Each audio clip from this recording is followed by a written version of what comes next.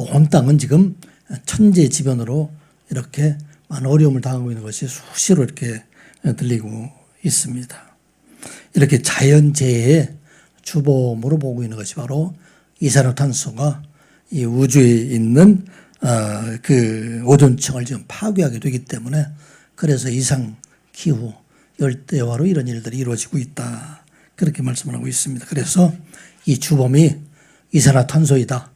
그래서 생각해서 2050년도까지는 이 이산화탄소를 하나도 배출하지 않는 그런 세계를 만들어줘야 되겠다. 그래서 세계 지도자들이 서로 협의를 하고 같이 의논을 하고 있지만, 사실은 모든 문화에 이러한 이익이 되는 이유가 바로 탄소 배출이 있습니다. 자동차 타는 것도 그렇고, 큰 공장을 세우는 것도 그렇고, 아파트에 있는 여러 가지 기구나 이런 것들을 통해서 이산화탄소를 내고 있기 때문에, 사실은 이 일을 멈추게 하는 일들은 참 어려운 일들이다 생각해 봅니다.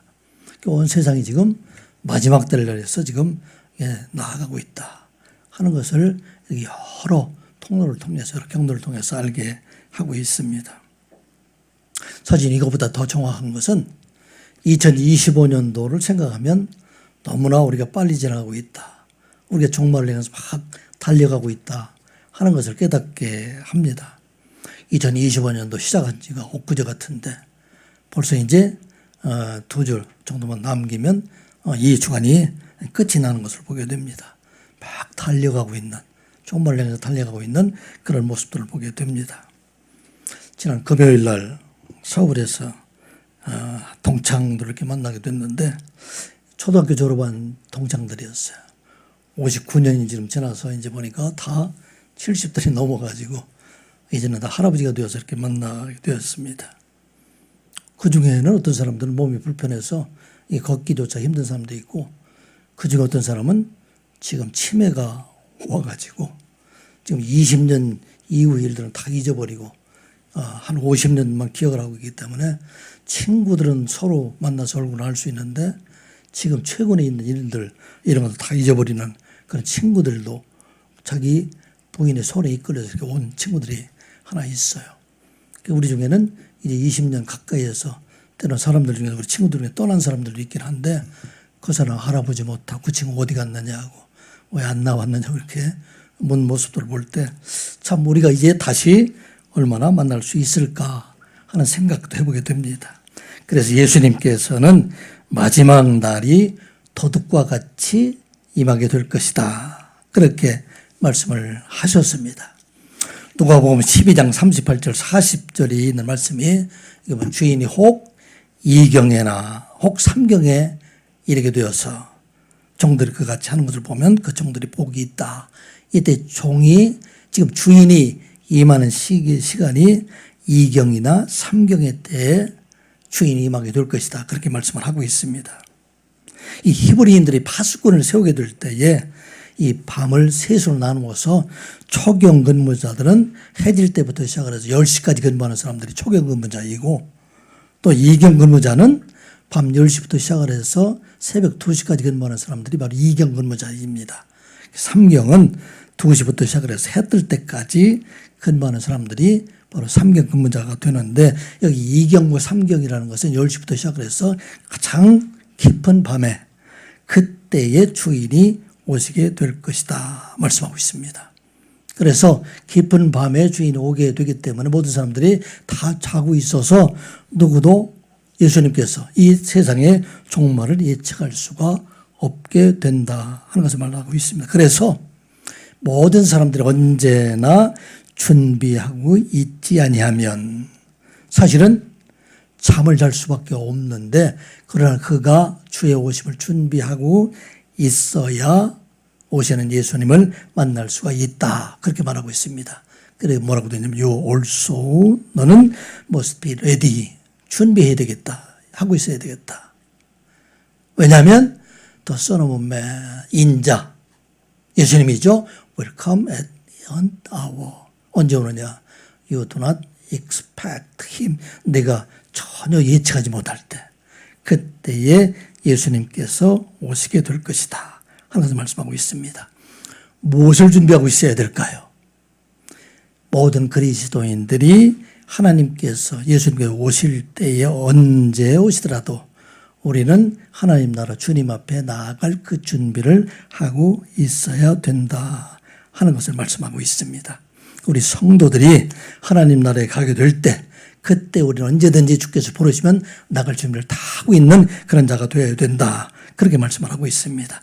그래서 예수님께서는 지금 갈릴리에서 몇 가지 비유를 통해서 하나님의 나라 하나님의 나라는 어떻게 갈 수 있는가에 대해서 가르치시고 있는 말씀, 이 말씀이 바로 씨 뿌리는 비유를 통해서 또 등불의 비유를 통해서 우리들에게 말씀을 하고 있습니다. 예수님께서 갈릴리에서 복음을 전하실 때 수많은 사람들이 모여들었는데 사실은 그 많은 모여들은 사람들의 관심은 하나님의 나라에 대해서는 관심이 없었어요. 하나님의 나라에서는 알지를 못하고 있었어요. 그들의 관심은 오직 세상 나라에만 관심을 가지고 있는 사람들이 됩니다. 그래서 그들이 오라는 것은 귀신을 쫓아내주는 예수님, 그리고 많은 병자들을 고쳐주시는 예수님, 오병이어의 기적을 통해서 많은 것을 먹게 해주시는 예수님, 그 예수님만 바라고 그 예수님께서 자기들을 이제는 로마의 압제로부터 구원해 주실 것을 그들이 원하고 있었기 때문에 그래서 갈릴리의 많은 사람들이 예수님을 왕으로 삼으려는 그런 모습도 우리가 보게 됩니다. 그러나 우리 예수님께서 세상에 오신 것은 이 종말의 때에 모든 사람들이 다 죽음에 이르게 되는 그때에 이 세상에 하나님 나라 백성들 하나님의 나라에 임한 그들에게 영원한 생명을 주시기 위해서 예수님께서 세상에 오셨다 하는 것을 말씀을 하고 있습니다. 요한복음 6장 39절부터 40절까지 있는 말씀, 이 말씀은 아마 여러분들에게 여러 차례 제가 말씀을 드렸습니다. 39절에 있는 말씀 같이 읽어볼까? 시작. 나를 보내신 이의 뜻은 내게 보내주게 하나도 잃어버리지 아니하고 마지막 날에 다시 살리는 이것이니라. 40절. 내 아버지의 뜻은 아들을 보고 믿는 자마다 영생을 얻는 이것이니 마지막 날에 내가 이를 다시 살리리라 하시니라. 아멘. 나를 보내신 이는 누구일까요? 나를 보내신 이는 바로 하나님입니다.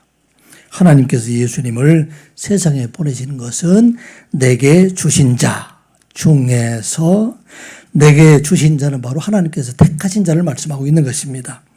이 사람 하나님께서 택하신 그 사람들 중에서 하나도 잃어버리지 아니하고 마지막 날에 다시 살리는 것, 예수 그리스도 안에서 그들에게 생명을 주게 하시는 것이다 하는 말씀입니다.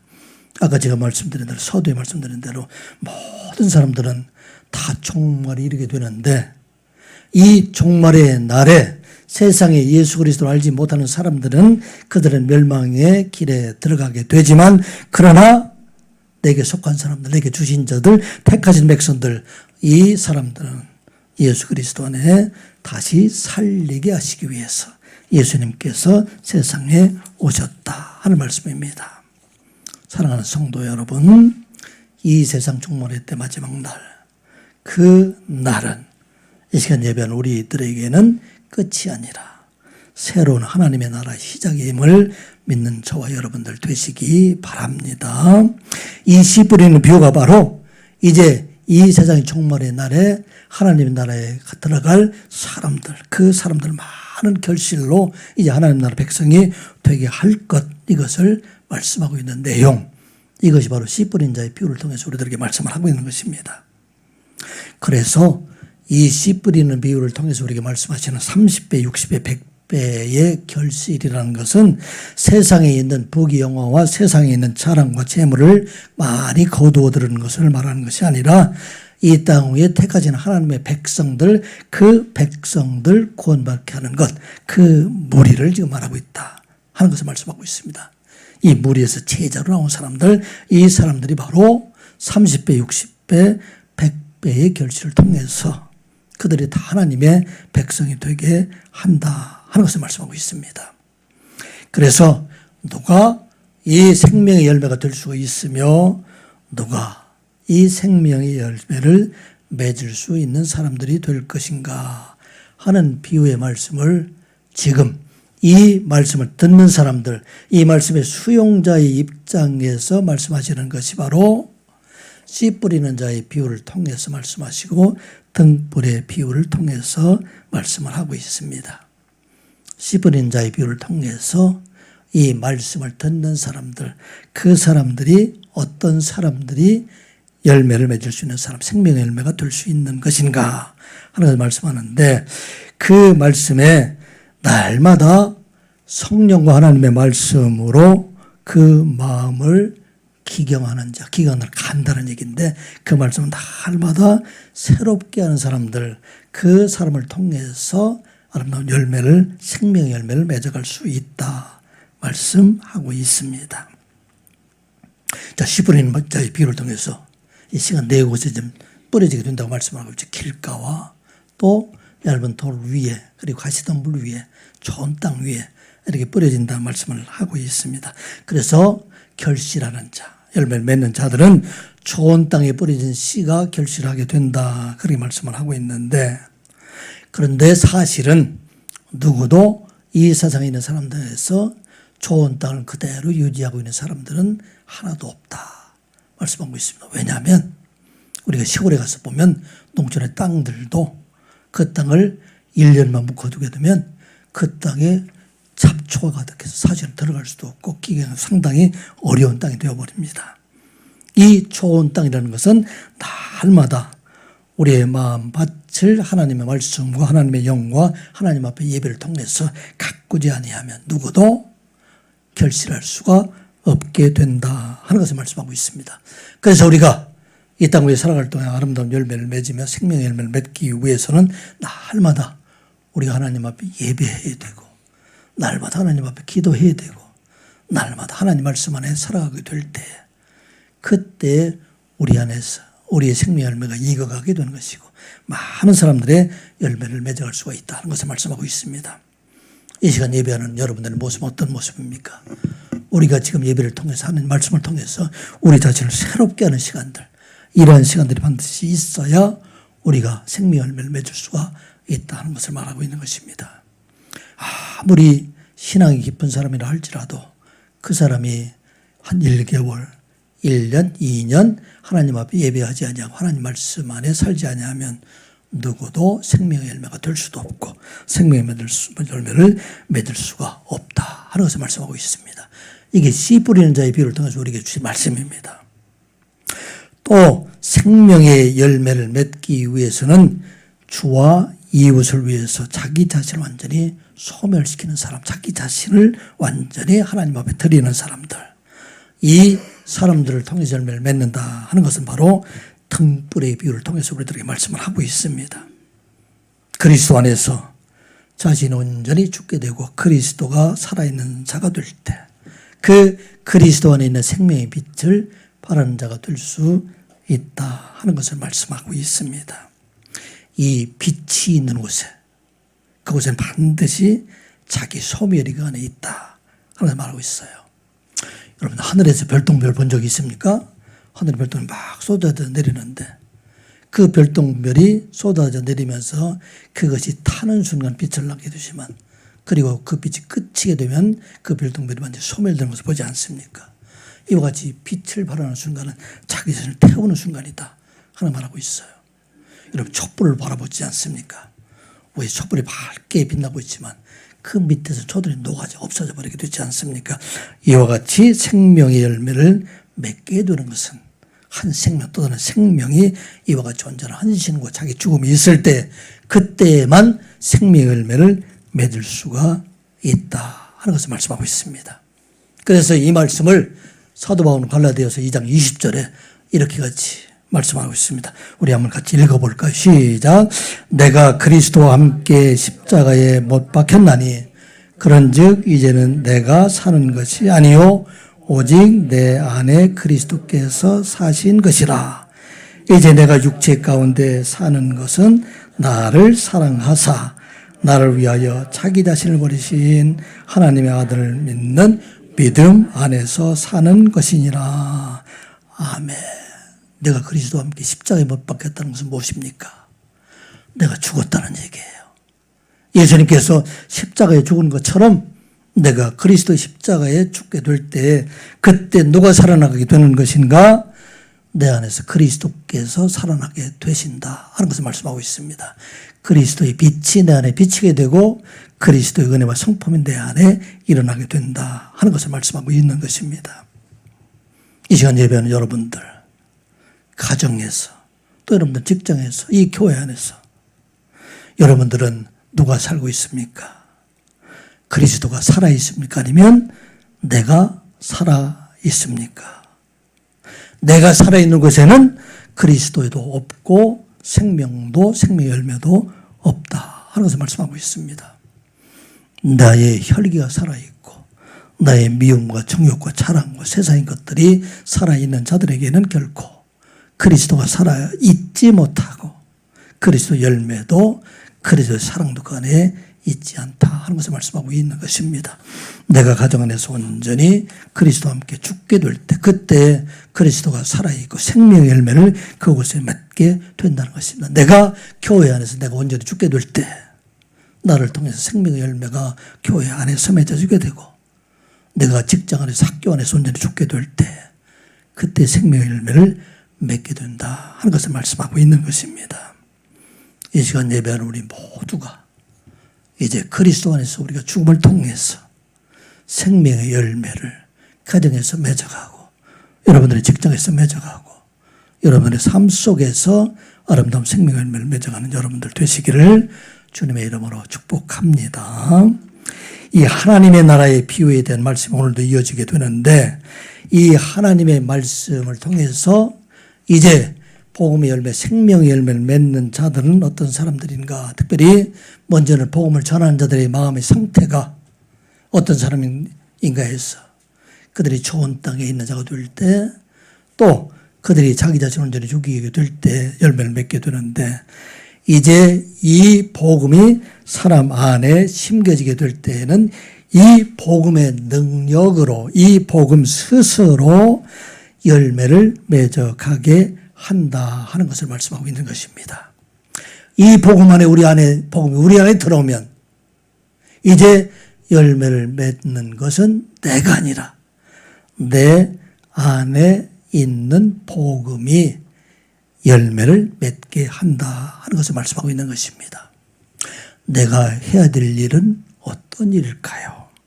그러므로 이 복음이 우리 안에 능력을 나타낼 수 있도록 믿음으로 이 복음을 지키는 자가 될 때 그 복음이 우리 안에서 열매를 맺어가게 한다 하는 그 비유가 바로 오늘 스스로 열매를 맺는 그런 비유가 됩니다. 이 시간 예배하는 우리 모두가 믿음으로 우리의 복음을 잘 지켜서 날마다 복음이 역사하는 하나님의 능력을 경험하고 살아가는 저와 여러분들 되시기를 주님의 이름으로 축복합니다. 어떻게 이 복음의 능력이 나타날 수가 있습니까?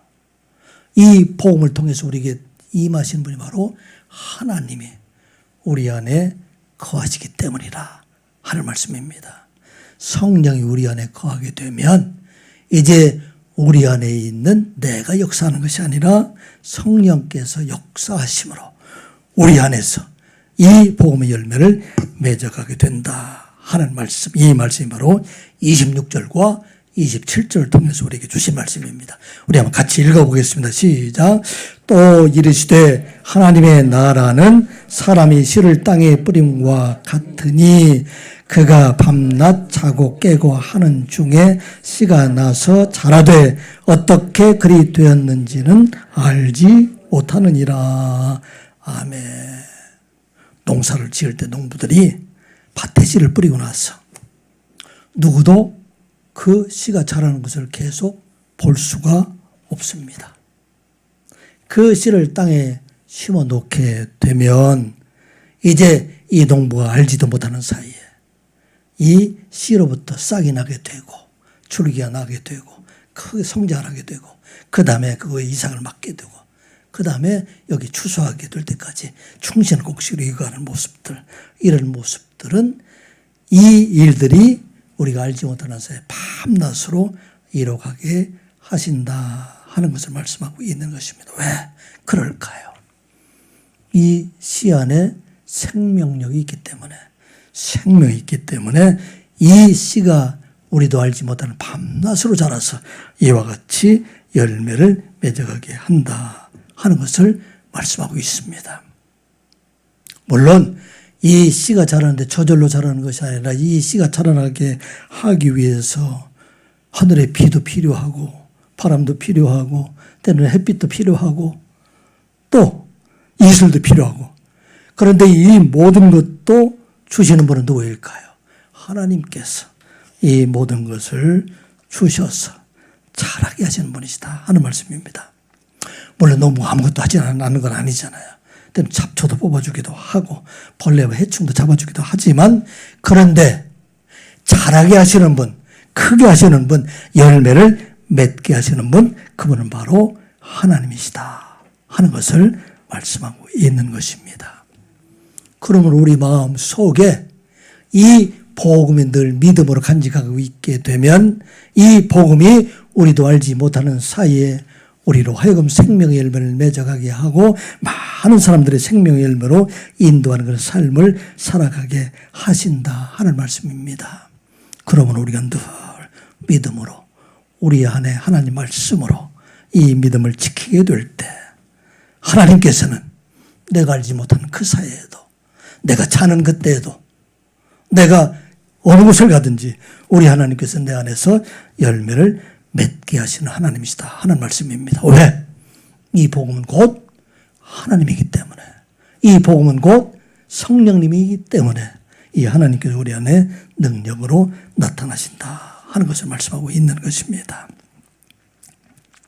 사도 베드로가 요빠에 있을 때 가이사랴에 있는 백부장 고넬료가 환상 중에 요빠에 있는 베드로를 청하라는 말씀을 듣고 집안의 하인들과 경건한 자를 불러서 요빠에 사람을 보내어 가이사랴 고넬 집으로 초청을 하게 됩니다. 베드로가 고넬료의 집에 들어가서 그곳에는 많은 사람들, 그들을 향해서 누구를 말하고 있어요? 복음 되시는 예수 그리스도를 그들에게 선포하게 됩니다. 예수님은 갈릴리와 나사렛에 했던 선한 일들을 말씀하시고 마침내 예루살렘에 올라가셔서 십자가에 죽으시고 사흘 만에 부활하신 예수님, 그 예수님께서 이제 이 땅에 오셔서 종말의 때에 살아있는 자와 죽은 자를 심판하시고 이제는 그를 믿는 자들에게 죄 사함과 영원한 생명을 주신다 하는 복음의 말씀, 이 말씀을 전하게 될 때에 그 말씀이 그들의 마음속에 생명이 되어서 역사하시는 성령의 역사를 그들의 눈으로 보게 됩니다. 어떤 일들이 일어나게 됐죠? 사도행전 10장 44절 이하에 있는 말씀 우리 한번 같이 읽어보겠습니다. 시작. 베드로가 이 말을 할 때에 성령의 말씀 듣는 모든 사람에게 내려오시니 베드로와 함께 온 할례 받은 신자들이 이방인들에게도 성령 부어 주심을 말미암아 놀라니 이는 방언을 말하며 하나님의 높임을 들음이로라. 아멘. 베드로가 이 말을 할 때, 이 말은 어떤 말씀이에요? 이 말이 바로 하나님의 말씀, 복음의 말씀입니다. 이 말씀이 이제는 그들의 마음속에 임하게 될 때, 말씀을 듣는 모든 사람들, 그 사람들이 그 말씀을 듣게 될 때에 그들에게 성령의 역사, 곧 방언하는 역사, 하나님의 살아계심을 그들의 눈으로 보고 하나님의 살아계심을 그들이 이제는 직접 경험하는 자가 되었다 하는 것을 말씀을 하고 있는 것입니다. 이 복음의 열매를 맺게 하는 것, 그게 누구일까? 사람이 아니라 성령께서 우리의 마음속의 열매를 맺게 하신다 하는 것을 말씀하고 있는 것입니다. 온 땅에 주의 복음을 전파되고 있지만, 그런데 이 복음이 그 안에 들어가서 이 복음을 받아들이게 할 때, 성령께서 그 마음속에 받아들이게 할 때 그 사람이 그 복음을 믿게 되고 생명을 가진 자가 되게 하신다 하는 것을 말씀하고 있는 것입니다. 아무리 많은 복음을 전파되게 한다 할지라도 그 복음이 그 사람 마음속에 열매 맺게 하시는 분, 그분은 바로 하나님이 이 일을 하신다 하는 말씀입니다. 고린도 교회가 서로 자기들의 은사를 많이 가지고 있다고 그렇게 자랑하고 있을 때 그들을 향해서 사도 바울이 한 말씀이 바로 고린도전서 3장 6절부터 8절에 있는 말씀입니다. 우리 한번 같이 읽어볼까요? 시작. 나는 심었고 아볼로는 물을 주었으되 오직 하나님께서 자라나게 하셨나니 그런즉 심는 이나 물 주는 이는 아무것도 아니로되 오직 자라나게 하시는 이는 하나님뿐이니라. 아멘. 이 복음 안에 하나님의 생명의 능력이 있음을 믿는 여러분들 되시기 바랍니다. 자라게 하시는 분, 이것은 말씀을 전했던 사도 바울이나 또 그들에게 가르침을 주었던 아볼로가 아니라 그 안에 복음으로 임했던 하나님께서 그를 자라게 하신다 하는 것을 말씀하고 있습니다. 그러므로 우리 성도가 자랄 수 있는 것은 우리 안에 이 복음을 간직하는 자가 될 때, 믿음으로 살아가게 될 때, 그 하나님 앞에 온전히 예배하고 그 하나님 말씀 안에 살아가게 되는 자들을 하나님께서 자라가게 하시는 하나님이시다 하는 말씀입니다. 이 말씀이 28절부터 29절까지 있는 말씀이 됩니다. 같이 보겠습니다. 시작. 땅이 스스로 열매를 맺되 처음에는 싹이요 다음에는 이삭이요 그 다음에는 이삭의 충실한 곡식이라. 열매가 익으면 곧 되나니 이는 추수 때가 이르렀음이라. 아멘. 그 복음이 우리의 마음속에 임하게 되면, 우리가 믿음으로 그 복음을 지키게 되면 그 복음이 이제는 자라고 열매를 맺게 된다 하는 말씀입니다. 처음에는 싹이 터게 되고 그 다음에는 줄기가 나오게 되고 그 줄기 안에 이삭이 맺히게 되고 이삭이 충실한 그런 곡식이 맺히게 되고 나중에 마지막 때에는 이제는 추수 때가 된다 하는 말씀입니다. 이 복음 안에 살아가는 자들에게는 이제 이 땅 위에 살아갈 동안에 이 아름다운 생명의 열매를 맺게 되고 마지막 추수 때 이제는 하나님의 나라에 이르게 된다 하는 것을 말씀하고 있는 것입니다. 그러므로 우리가 해야 될 일은 무슨 일이라고요? 날마다 믿음으로 복음을 지키는 자가 되어야 한다 하는 말씀입니다. 날마다 하나님 앞에 예배함으로 이 믿음을 지키는 자가 되게 될 때 우리 안에 계신 복음이 역사하셔서 우리로 하여금 생명의 열매를 맺어가게 하고 우리로 하여금 이 땅에 있는 많은 사람들, 그 사람들을 생명의 길로 인도하게 하는 그 일은 내가 아니라 내 안에 계신 하나님 성령께서 이 일을 이루어가게 하신다 하는 말씀입니다. 이 시간 예배하는 우리 모두가 이와 같이 복음 안에 믿음으로 이 복음을 지킴으로 말미암아 하나님께서 우리를 통해서 열매 맺어가는 그 모습, 나는 알지도 못하지만 밤낮으로 이 곡식이 자라서 열매 맺는 과정을 눈으로 보는 저와 여러분들 되시기 바랍니다. 이런 믿음을 가지고 살아가게 될 때 우리는 세상의 어떤 것들도 두려워하지 않게 된다는 말씀입니다. 왜? 이 복음이 결국 우리들에게 생명을 주게 되고 이 복음으로 통해서 우리에게 아름다운 하나님 백성으로 살아가게 하기 때문에 이 복음 안에 있는 사람들에게는 어떤 것들도 두려워하지 않게 된다 하는 것을 말씀하고 있습니다. 야복강에서 하나님의 사자를 만난 야곱이 바로 이와 같은 사람인 것을 우리가 깨닫게 됩니다. 바다암 아람에서 20년 동안 형 에서를 피해서 그곳에 살던 야곱이 이제 20년 만에 자기 11아들과 또 두 아내, 두 여종들과 함께 고향으로 돌아가게 됩니다. 고향으로 돌아가게 되면 제일 겁이 나는 사람 누가 있었어요? 세일 땅에 있는 자기 형 에서가 걱정이 됐어.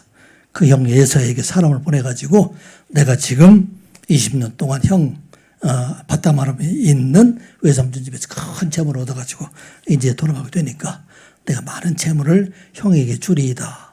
그렇게 전화했음에도 불구하고 형은 400명을 데리고서 이 야곱을 만나러 오게 됩니다. 크게 두려워해서 형에게 줄 선물을 맨 앞에 보내고 그 다음에 두 때로 나눠서 자기의 모든 소유를 보내고 그 다음에 자기 두 아내와 두 여종 그리고 여러 아들을 야복강에 보내고 야복강을 건너가고 난 다음에 이 야곱은 밤이 새도록 야복강에서 기도를 하게 됩니다. 그 기도하는 중에 어떤 사람으로 임하신 하나님의 사자와 하나님을 그곳에 만나게 되었다 하는 이야기가 창세기 32장 28절부터 30절까지 있는 말씀입니다.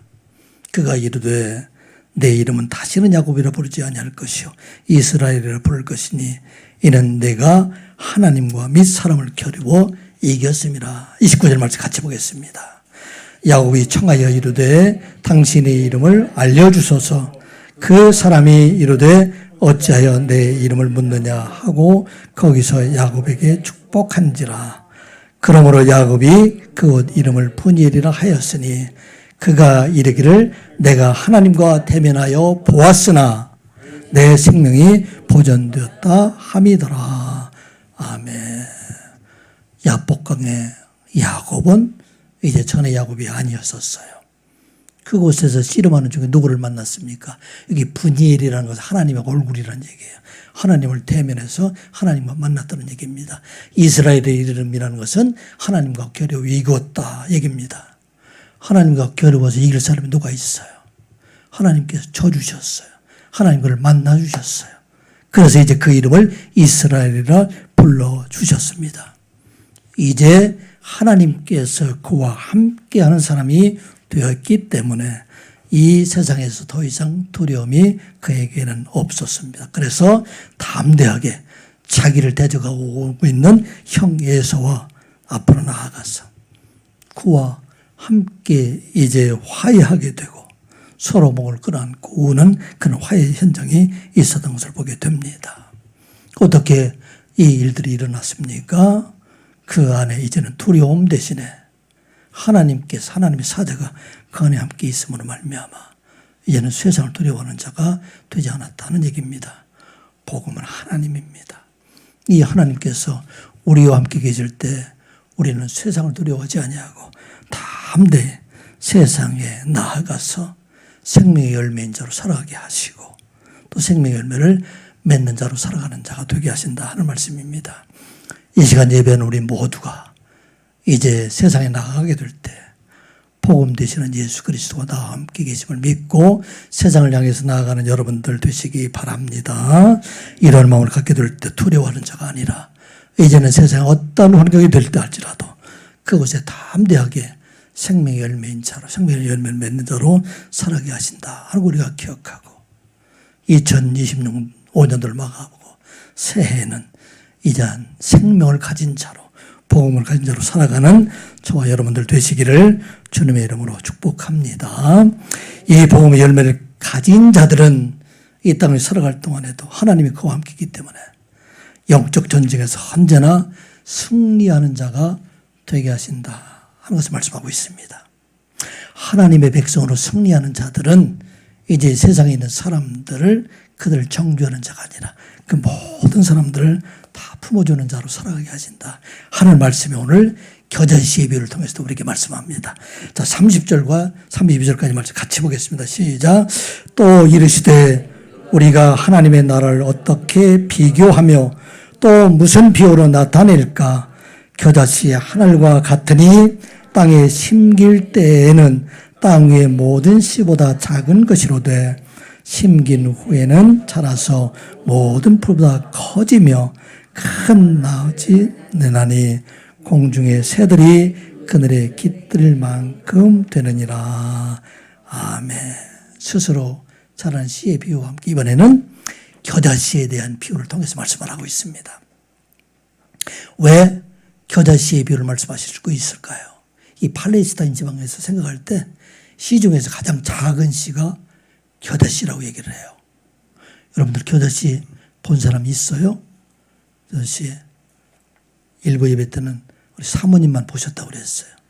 아마 여러분들은 아무도 보신 적이 없는데 이 씨가 너무 작아서 눈에 잘 보이지도 않을 만큼 모래알보다 더 작은 그러한 씨인데 이 씨가 가지고 있는 것은 생명을 가지고 있기 때문에 이것이 심기어지게 되니까 처음에는 눈에 보이지도 않는 그런 씨가 이제는 크게 자라나서 큰 가지가 되고 이 키가 한 3m 정도 이렇게 자라나서 그 안에 새들도 깃들일 만큼 그렇게 큰 이 나무가 될 수 있다 하는 것을 말씀하고 있는 것입니다. 무엇이 다를까요? 아무리 작은 자라 할지라도 그 안에 생명이 있게 되면 이 생명은 죽은 자를 이기게 한다 하는 것을 말씀하고 있습니다. 강물을 거슬러 올라가는 작은 여러분들 물고기를 한번 보세요. 아무리 큰 하마라도 죽으면 강물을 거슬러 올라갈 수가 없어요. 그냥 흘러내리게 됩니다. 아무리 작은 그런 고기를 할지라도 살아있으면 그 강물을 거슬러 올라가게 하는 것. 이게 바로 생명이다 하는 것을 말씀하고 있습니다. 하나님의 생명이 있는 사람들에게는 이 세상의 어떠한 영적 전쟁에서도 승리하게 하신다 하는 것을 말씀하고 있는 것입니다. 그래서 이 영적 전쟁의 승리냐 실패하는 자는 한 가지 차이밖에 없다는 얘기예요. 왜냐하면 이 영적 전쟁에서 싸우는 것은 우리가 아니라 하나님이시기 때문에 우리가 우리 안에 이 생명이신 하나님의 말씀과 복음이 우리 안에 있게 되면 우리로 하여금 승리하게 하신다 하는 것을 말씀하고 있습니다. 이 성도들은 영적 전쟁을 할 수밖에 없어. 왜? 사탄의 그 책무가 예수 믿는 사람들을 시험에서 넘어지게 하는 것이 바로 사탄의 책무예요. 그래서 이 세상에 살아가고 있는 누구라도 이 영적 전쟁, 사탄의 대적을 받지 않을 자가 없다는 얘기입니다. 어떻게 이길 수 있다고요? 생명이신 하나님께서 이 복음과 함께 우리 안에 계시게 될 때 우리는 이 영적 전쟁에서 늘 승리하는 자가 될 수 있다 하는 것을 말씀하고 있습니다. 그 대표적인 예로 우리가 알 수 있는 것은 사사시대에 이스라엘 백성들이 큰 죄악을 행해서 이제 하나님께서 미디안의 손에 이스라엘 백성들을 넘겨주시게 됩니다. 이때 하나님께서는 므낫세 집회에 있던 기드온을 사사로 세우시게 됐어요. 기드온을 부르셔서 하나님의 사사로 세우게 될 때 미디안과 아말렉 그 다음 동방 연합군들 13만 5천 명이 요단을 건너가서 이제 이스라엘 진영에 진을 치고 이스라엘 백성들을 대적하러 그렇게 진을 치고 있었습니다. 그때 기드온에게 하나님께서 이제는 하나님의 영이 그들에게 있어서 나팔 불어서 사람을 모아보라. 그랬더니 그때 모았던 지금 그 당시에 사람을 보면 이 므낫세 지파 사람과 아셀 지파, 부절론, 스볼론 지파, 납달리 지파 사람들 3만 2천 명이 모이게 됐어요. 자, 13만 5천과 3만 2천 대적이 될 수 있을까요? 대적이 되지 않잖아요. 그런데 하나님께서 말씀하시기를 이 따르는 무리들이 너무 많으니까 그래서 이 사람들 중에서 싸움을 두려워하는 사람들은 다 집으로 돌아가게 하라. 그렇게 말씀을 하셔서 너희들 중에 싸움을 두려워하는 사람 다 집으로 돌아가라. 그렇게 얘기했더니 그 가운데 2만 2천 명이 돌아갔어요. 10,000명이 남았어요. 하나님께도 말씀하십니다. 이 사람들도 많다. 그러니 이제는 물가에 가서 물을 먹는 것을 보고 그것을 이제는 손으로 움켜쥐고 먹는 사람들, 이 사람들을 골라내라. 그랬더니 그 사람들이 몇 명이었었지요? 그 사람으로 300명입니다. 이 300명 용사들을 기드온이 이제는 이끌고 이곳에 있는 미디안 연합군에 있는 그 진치고 있는 그 사방을 둘러싸게 됩니다.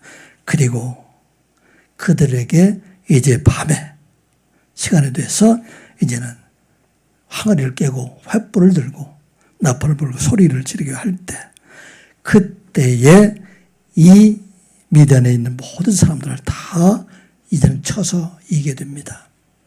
이때 누가 싸웠어요? 하나님께서 싸웠습니까? 기드온의 300명의 그런 기드온의 용사들이 싸웠습니까? 누가 싸웠어요? 하나님께서 싸우셨어요. 나팔을 불게 되니까 자기들끼리 싸워서 그래서 자기들이 다 죽임을 당하고 그곳에 대부분 12만 명이 그곳에 다 한꺼번에 다 죽게 되는 일이 된다 하는 것을 말씀하고 있습니다. 이게 바로 우리에게 주신 말씀입니다. 겨자씨 같은 믿음을 가지고 살아가게 될 때 싸우게 하시는 분, 이기게 하시는 분, 그건 바로 여호와 하나님이시다 하는 말씀입니다. 왜? 우리는 살아계신 하나님 믿는 그 믿음을 가지고 있기 때문에 그래서 우리로 하여금 늘 승리하는 자로 살아가게 하신다 하는 말씀입니다. 그러므로 이제 예수 그리스도 안에 있는 사람들, 이제는 생명의 씨앗을 복음을 가지고 있는 사람들, 이 사람들은 이제는 이 땅에 있는 모든 사람들을 다 이기는 자, 그 모든 사람들을 품어주는 자가 된다 하는 것을 말씀하고 있습니다. 저는 이 말씀 중에서 가장 은혜를 받은 말씀이 32절에 있는 말씀이에요. 32절 말씀 한번 같이 볼까요? 다시 한번 보겠습니다. 시작. 심긴 후에 자라서 모든 풀보다 커지며 큰 가지를 내나니 공중의 새들이 그 그늘에 깃들 만큼 되느니라. 아멘. 작은 겨자 씨가 되었는데 이제 그 씨가 자라서 큰 가지가 되니까 그 안에 새들이 와서 깃들이게 된다 하는 것을 말하고 있어요. 새들이 왜 왔을까요? 그것이 쉬러 왔어요. 그것이 먹으러 왔어요. 그것이 왔을 때 그것을 다 품어주는 자가 된다. 가장 작은 자이지만 생명을 갖게 될 때 그때 세상에 있는 모든 사람들을 다 품을 수 있는 자가 된다. 왜? 우리를 위해서 싸워주시는 분이 하나님이시고 모든 것을 다 이기게 하시는 분이 되기 때문에 이 세상 누구도 우리의 적이 될 수가 없다는 것입니다. 왜? 이기게 해주신 분은 바로 하나님이시다 하는 말씀입니다. 이 말씀을 통해서 여러분들의 가정에서 어떻게 살아갈까? 여러분은 이 공중의 새를 품어주는 사람인가? 쫓아내는 사람인가? 생각해보는 시간이 되었으면 합니다. 참 위로를 주는 사람, 평안을 주는 사람, 사랑하는 남편을 이와 같이 품어줄 수 있는 사람, 아내를 품어줄 수 있는 사람, 이런 사람이 바로 여기에 그 안에 생명의 씨가 있는 사람들이 된다 하는 것을 말씀하고 있습니다. 이 세상에 참으로 이와 같이 품고 이와 같이 모든 사람을 사랑하는 사람이 누가 있을까? 생명을 가진 사람, 그리스도 안에 있는 사람, 생명을 맺는 사람만이 이 일을 할 수가 있다 하는 것을 말씀하고 있습니다. 그리고 이 모든 일들을 우리들에게 부탁하셨다 말씀하고 있습니다. 고린도 후서 5장 18절부터 19절까지 이렇게 말씀을 하고 있습니다. 우리 한번 같이 읽어보겠습니다. 시작. 이 모든 것이 하나님께로부터 났으니 그가 그리스도로 말미암아 우리를 자기와 화목하게 하시고 또 우리에게 화목하게 하는 직분을 주셨으니 곧 하나님께서 그리스도 안에서 세상을 자기와 화목하게 하시며 그들의 죄를 그들에게 돌리지 아니하시고 화목하게 하는 말씀을 우리에게 부탁하셨느니라. 아멘. 우리 하나님은 세상과 화목할 수 없는 분입니다. 왜 그럴까요? 하나님은 거룩하신 분이고 세상의 모든 사람들은 죄 가운데 있기 때문에 이 죄인과 하나님은 하나가 될 수가 없는데 어떻게 화목했습니까? 그리스도 안에서 이 모든 세상의 죄를 그리스도가 담당함으로 말미암아 그들을 죄 없다 하고 그들과 화목하게 하시는 하나님, 그 하나님 바로 우리 하나님이시다 하는 말씀입니다. 그리고 이제 믿는 우리들에게도 화목하는 그런 직분을 주셔서 이 땅에 있는 모든 죄를 담당하신 그리스도 안에서 모든 사람을 사랑하고 모든 사람들을 품어주는 자가 되라 하는 것을 말씀하고 있습니다. 이 말씀을 우리가 준비하면서 이 땅에 있는 모든 선교 현장이 바로 이 땅에 있는 모든 사람들 다 품어주고 그들이 깃들이는 사람, 이런 사람이 되지 않았나 생각을 해보게 됩니다. 인도네시아에서 복음을 전하는 선교사님, 그 선교 현장에서 그들과 우리 선교사님 관계가 어떤 관계가 있을까요? 사실 아무 관계도 없어요. 그런데 하나님께서 온 세상을 품어주신 그 사랑을 가지고 그 모든 사람들을 품어주고 그들이 깃들이게 하는 사람, 이 사람이 되게 하셨다 하는 말씀입니다. 차대 땅에서 주의 복음을 전하는 선교사님, 그들과 어떤 관계가 있을까요? 하나님의 사랑이 그 안에 임하게 되니까 그 모든 사람들을 다 품어줄 수 있는 그런 사랑이 그 안에 있었다 하는 말씀입니다. 왜? 생명이 그 안에 있었기 때문에. 그래서 세상을 두려워하지 아니고 모든 사람을 품어주게 되었다는 얘기입니다. 파라과이 땅에서, 요르단 땅에서 일을 이루어가시는 선교사님, 그분이 바로 품어주는 사람이다 하는 말하고 있는 것입니다.